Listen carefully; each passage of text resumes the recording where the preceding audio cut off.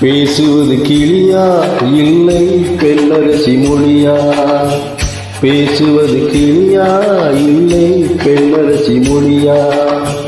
கோயில் கொண்ட சிலையா கொத்து மலர் கொடியாய்? பேசுவது கிளியா இல்லை பெண்ணரசி மொழியா?